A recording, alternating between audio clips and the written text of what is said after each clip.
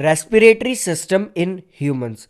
अगर हम ह्यूमंस के रेस्पिरेटरी सिस्टम को देखें और we can say respiratory tract को देखें कि कहाँ से रेस्पिरेशन के लिए सबसे इम्पॉर्टेंट चीज़ दैट इज़ ऑक्सीजन ट्रैवल करती हुई सेल्स तक कैसे पहुंचती है, तो सबसे पहले जो एयर एंटर करती है वो एंटर करती है नेसल पैसेज से। यहाँ से एयर एंटर करने के बाद पहुंच जाती है फेरिंग्स पे। फेरिंग्स वो जगह होती है जहां पर दो पाइप्स होते हैं, first is food pipe and second is wind pipe. अब ये एयर विंड पाइप के थ्रू होते हुए पहुंच जाती है ट्रैकिया में। ट्रैकिया से अब इस एयर के पास दो पाथवेज होते हैं दोबारा, और दोनों ही हमारे लेफ्ट और राइट लंग्स की तरफ जाते हैं। तो ये एयर किसी भी एक पाथवे को चूज करके पहुंच जाती है ब्रोंची। और नेक्स्ट स्ट्रक्चर जो ये होता है इसे कहा जाता है ब्रोंची। ब्रोंची से आगे जब एयर बढ़ती है तो वो पहुंच जाती है बहुत सारे ब्रांचेस लाइक स्ट्रक्चर के पास, जिन्हें इन्हीं के स्ट्रक्चर्स के अकॉर्डिंग नाम दिया गया है, दैट इज ब्रांचियोलिस। ब्रांचियोलिस के एंड पे एक बलून लाइक स्ट्रक्चर होता है जिसे कहते हैं एल्वियोली। इस एल्वियोली तक वो एयर पहुंचती है और वी कैन से इस बलून लाइक स्ट्रक्चर तक वो एयर पहुंचती है।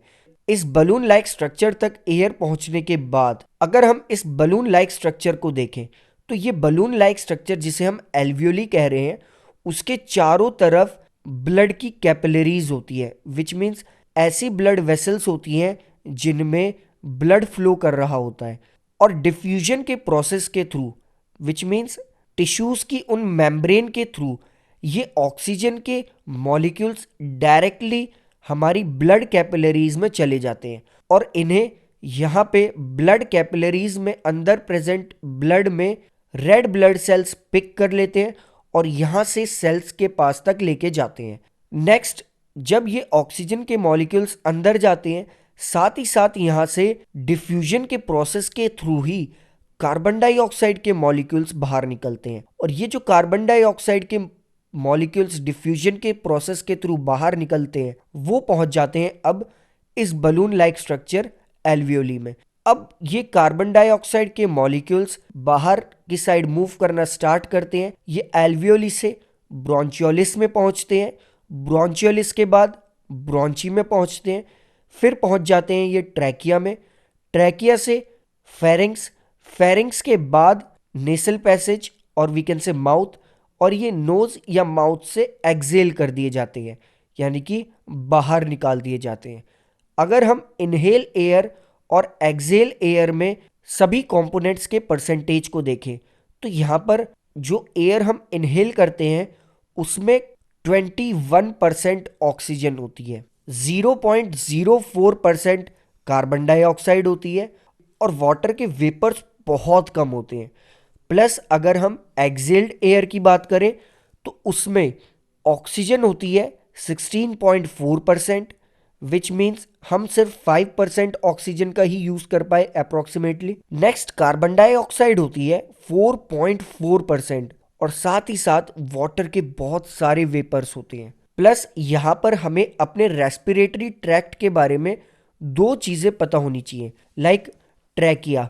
ट्रैकिया बोन्स लाइक स्ट्रक्चर से बना होता है। वो ईसोफेगस की तरह सिर्फ मस्कुलर स्ट्रक्चर क्यों नहीं होता, उसके पीछे रीजन होता है कि जब इस ट्रैकिया से एयर फ्लो नहीं करती उस केस में ये कॉन्ट्रैक्ट ना हो जाए, विच मीन्स ये अपने आप को कंप्रेस करके बंद ना कर ले।